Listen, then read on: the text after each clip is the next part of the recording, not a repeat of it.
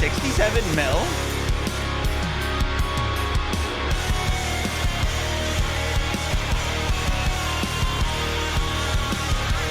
Yo guys, what is up? Moxsy Diablo 4 video, and today we're going over my updated guide to Plague Shifter 2.0. Now, this build has been an absolute journey. I am currently only level 85, but I've started this build at level 1. It is the only build I've played. I've learned the ins and outs. I've made mistakes. I've spec'd wrong skills. I've tweaked it, and what I want to show you today is what I believe to be the absolute best version of the build. We are killing enemies 30 levels higher than us. We have great survivability. We do one-shot bosses, world bosses, whatever. This build does it all, and it is so much stronger than I ever thought it was going to be. I thought this was going to be like a you swap off of it as soon as you like get to level 60. No, this build can really just do it all.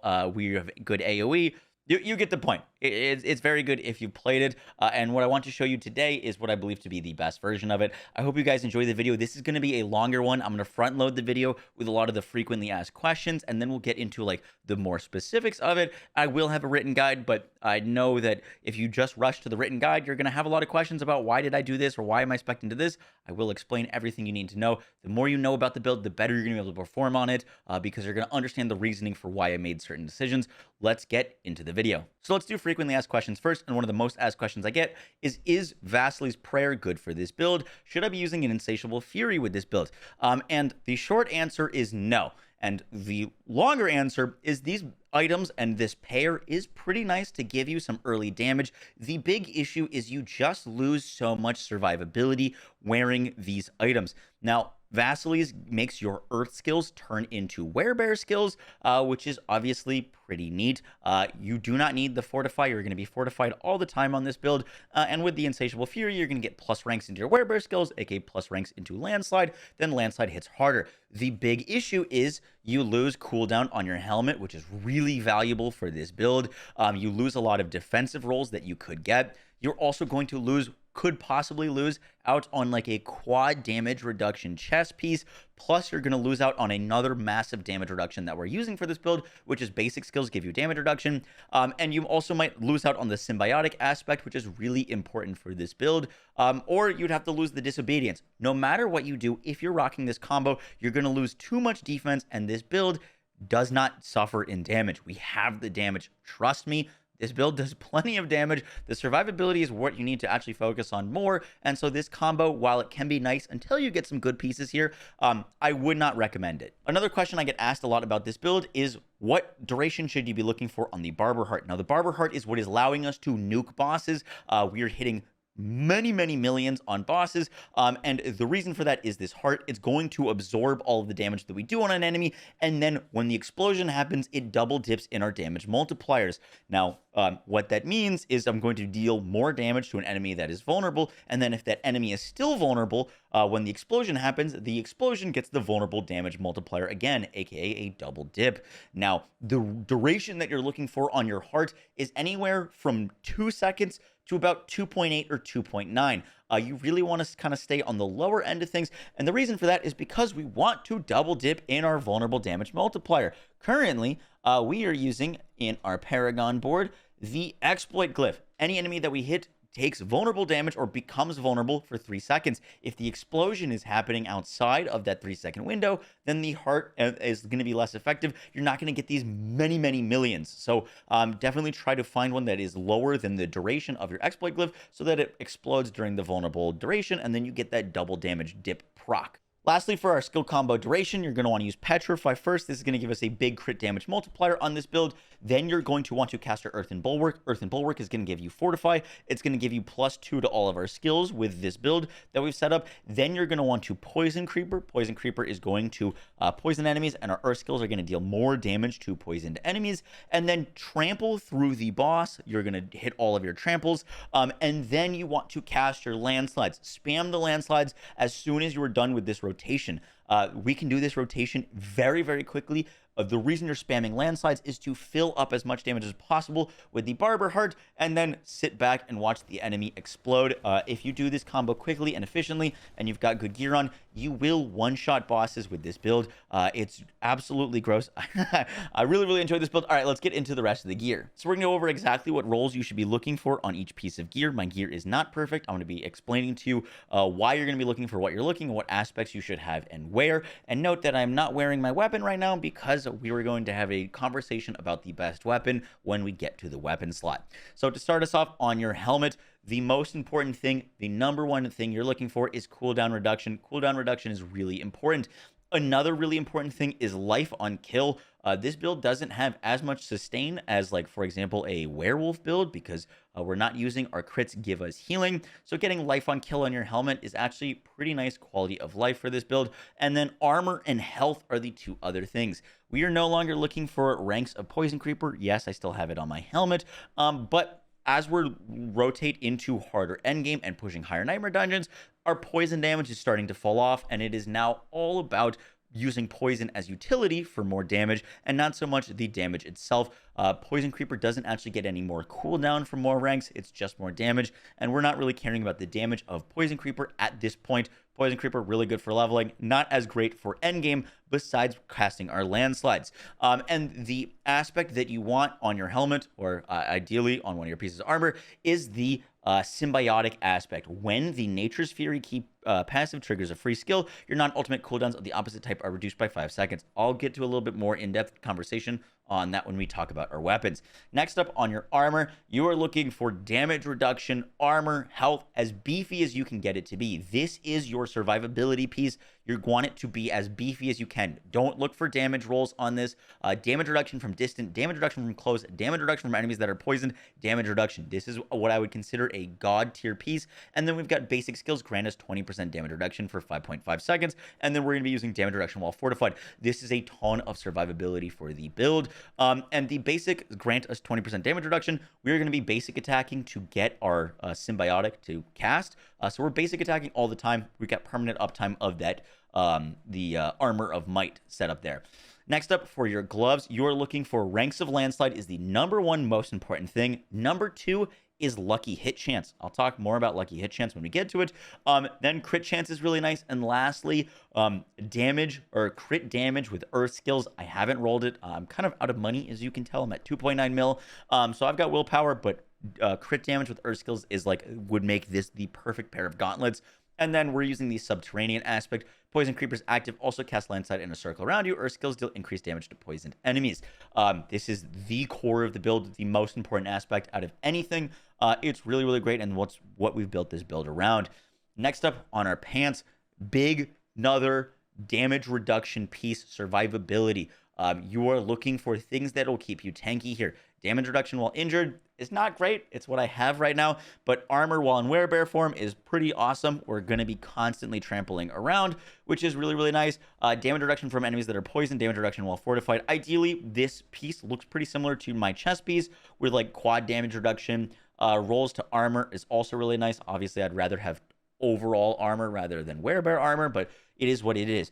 Next up, we've got our boots. These are probably what I would consider perfect god tier boots. We've got movement speed after killing an elite, spirit cost reduction, movement speed, and damage reduction while injured. The movement speeds will make this build feel really speedy. Spirit cost so we can cast our abilities, and damage reduction while injured gives us another layer of survivability. Damage reduction while injured being the least important aspect on this. If you get a substat like intelligence or dexterity, that'll help fill out your Paragon nodes, so that is also recommended. And then we're using, when you have fortify, your earth skills gain +2 ranks. That's about 20% more damage for this build, and we are going to be fortified all the time. Literally, we have so many sources of fortify, so that is it for our boots. Now let's talk weapons, and we're going to go pretty in-depth here. So to start us off, originally I recommended two-handed axes for this build, and two-handed axes are still really good. The reason for that is because they're going to have the damage to healthy implicit on them. We are using the Barber Heart. When we crit an enemy with the Barber Heart, they no longer lose health. They're going to be absorbing damage, and we're going to be stacking damage on them, but they don't actually lose health on their health bar, meaning all of the damage that we're going to be dealing to them is going to be stacking on the damage to healthy, and then when the explosion happens, we double dip in the damage to healthy multiplier. So we are going to get massive hits. We are be easier to one-shot bosses, easier to one-shot elites with axes, and axes are really, really great. Staffs, on the other hand, are going to be more consistent. They've got the damage to crowd controlled, and while it is lower, we're crowd controlling everything on this build. If you don't one-shot something, the staff is going to be better. And so staff, I think, is a little bit more consistent option, but if you're looking to like giga one-shot everything, axes are a little bit better, but they can fall off in certain content where if an enemy survives or you don't one-shot them, then you lose that damage multiplier. So ideally, go with the weapon. If you've got a staff or an axe, go with the one that's got a better roll. Go with the one that's got a better roll. The like implicit doesn't matter all that much. If you got perfect rolls on both, I'd probably go with the staff just for a little bit more consistency with the damage. Just note that that's not going to work. The damage to ground control on enemies isn't going to work on many bosses. When you do stagger a boss, my goodness, you will just delete them. The ideal roll for your weapon is vulnerable damage, crit damage with earth skills, and then a like either willpower roll or like core skill or close roll, but really looking for crit and vulnerable. Now, the last thing that we need to talk about for our weapons is the Great Staff of the Crone. Now, the Great Staff of the Crone is unique, and it is genuinely the only unique, in my opinion, that is really massive for this build. This weapon will make this build feel better. It just will. You will get like almost zero cooldown on your trample and on your bulwark. You're going to be stampeding everywhere, sending constant procs everywhere, and this weapon, even though we're losing out on a damage multiplier, is so good. Now, why is it so good? Now, this weapon reads Claw is now a Storm skill and also casts Storm Strike at 150% of its normal damage. Now, remember that we were using Storm Strike to reset the duration or the cooldown of our trample. So when we cast Storm Strike, we are going to be proccing Nature's Fury. That is our keystone passive. When we use a Storm skill, we have a chance to proc an Earth skill. If that happens, that 30% chance happens, we get 5 seconds of cooldown for the opposite type.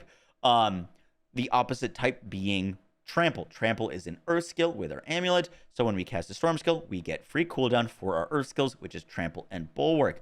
However, if we use the Great Staff of the Crone, Claw is now a Storm skill and also casts Storm Strike. So what that means is that I can use Claw, which is going to have higher attack speed and has the chance to attack twice, and every time I hit with Claw, I'm also going to be attacking with Storm Strike. Before, I had a 30% chance to proc Nature's Fury and give myself cooldown. Now, at bare minimum, I've got a 60% chance every basic attack, and my basic attack is going to get attacking faster, and my basic attack is also has a chance to attack 3 times, giving me basically a 90% chance to reduce the cooldown of our Trample and our Bulwark. What this allows us to do is basically never cast Landslides again if you don't want to.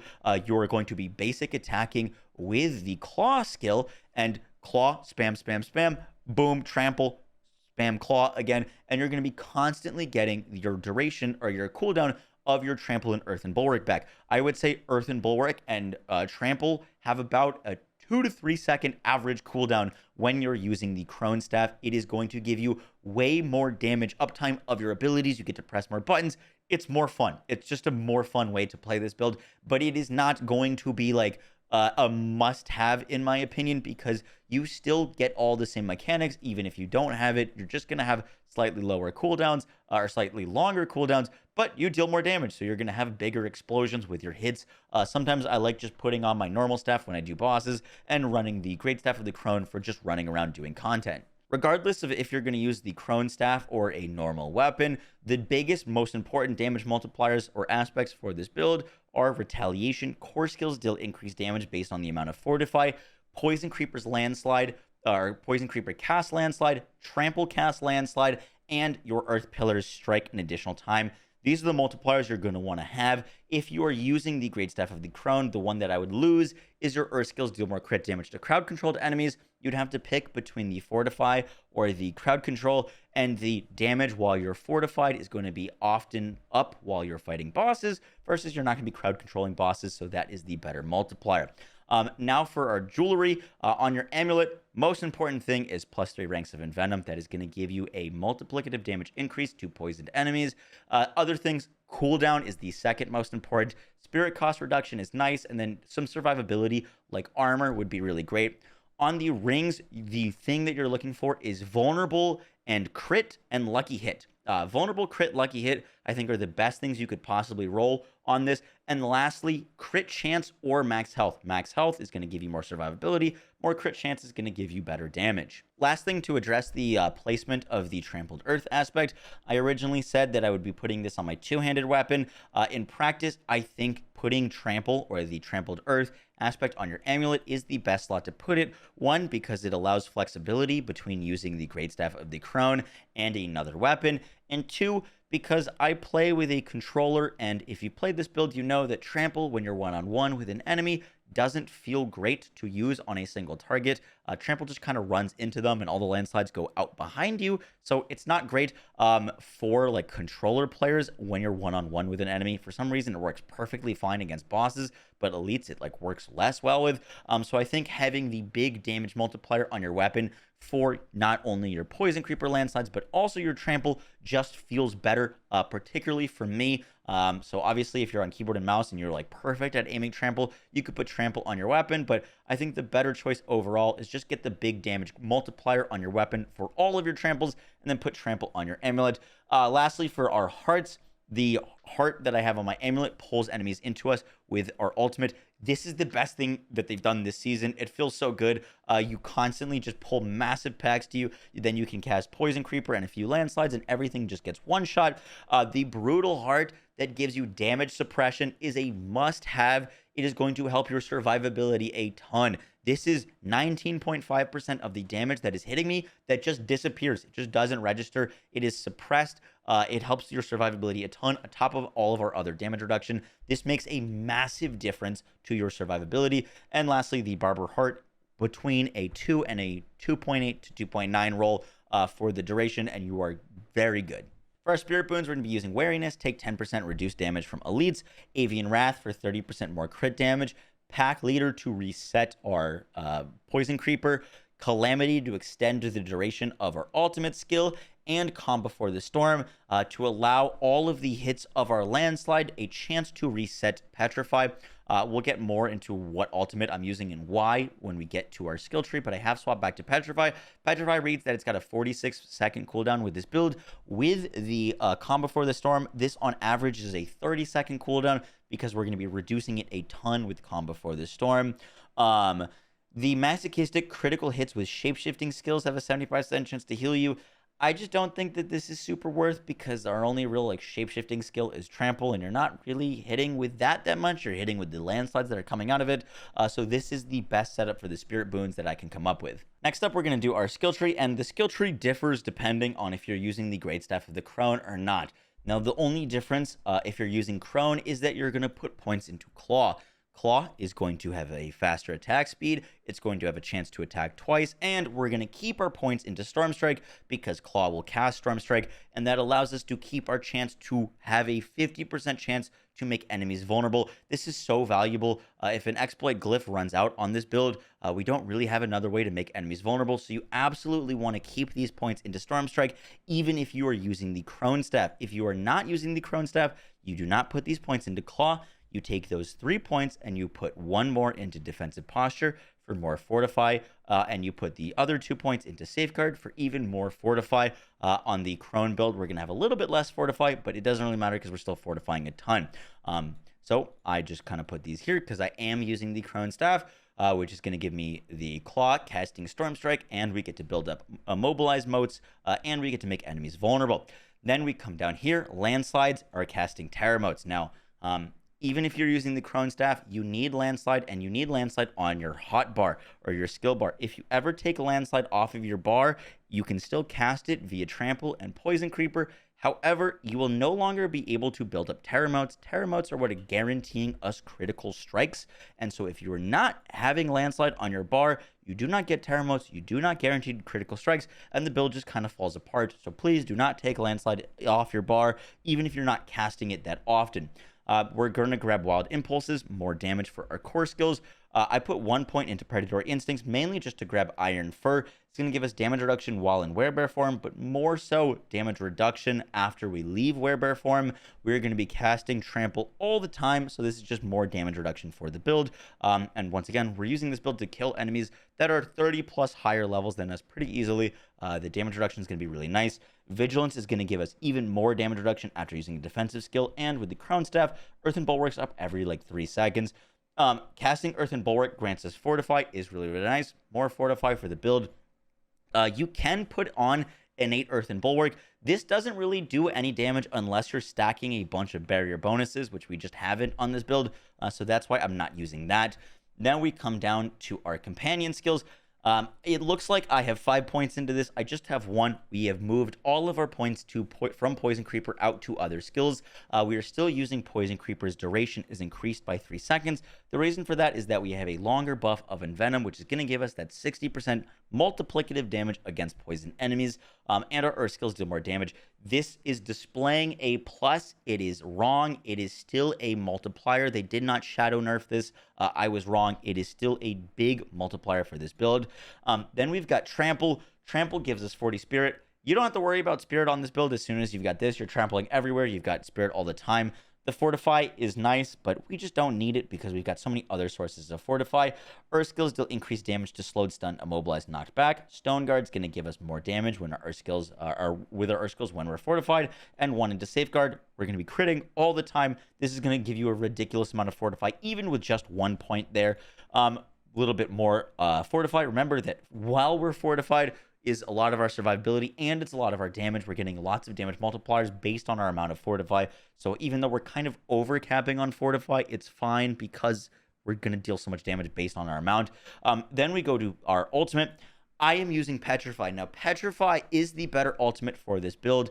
Cataclysm, I misspoke. I said its lucky hit chance is like ridiculously high, and that's going to reset Poison Creeper, and I was correct on that, but the lucky hit chance is for the duration of the ultimate. So this is a 14-second ultimate, and that lucky hit chance is going to be cumulative over the entire course of those 14 seconds. So it's not every single lightning bolt and tornado has an 86% chance for a lucky hit. It's that all of the lightning strikes and all of the tornadoes during the entire Cataclysm build up to a total of a 86% lucky hit chance. This skill and ultimate feels so good when you're running Hell Tides because it's going to give you a really long duration of your pulling in enemies. It's just really fun to watch literally everything on the battlefield get pulled to you. However, for doing higher content, Petrify is better. It's going to give us that damage multiplier, massive damage multiplier against bosses, more damage multiplier against enemies, and it stuns enemies. The big issue with Cataclysm is when it pulls enemies, they're not stunned. They're not neatly grouped into a ball. This is going to stun those enemies, which is really, really nice for like grouping efficiently and also not getting killed by the enemies you're pulling to you. Then we're grabbing Defiance. Nature magic skills deal increased damage to elites. Remember that Landslide is a nature magic skill. Our Earth skills are going to deal more damage to vulnerable enemies, and Resonance, our nature magic skills, deal increased damage. Triple this bonus if an Earth skill is the next skill cast after a Storm skill, or a Storm skill is cast vice versa. And lastly, for our skill tree, or our Keystone passive, we're going to be using Nature's Fury. This is the most important thing for the build.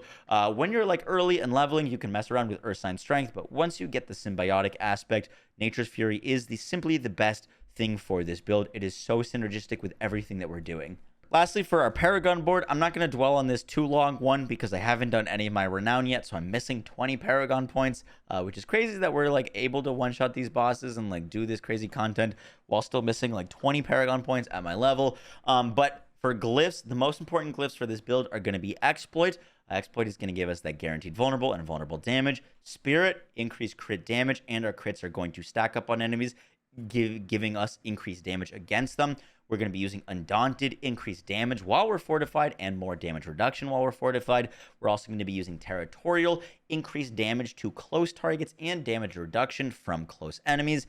And then we're also going to be swapping in Earth and Sky. Nature magic skills deal 10% increased damage to crowd controlled or vulnerable enemies. Note that this is a multiplier versus a lot of these other things are additive. And then we're going to get a 30% bonus to all magic nodes within range. I'm not going to dwell on the Paragon board too long because I obviously haven't done too much of it.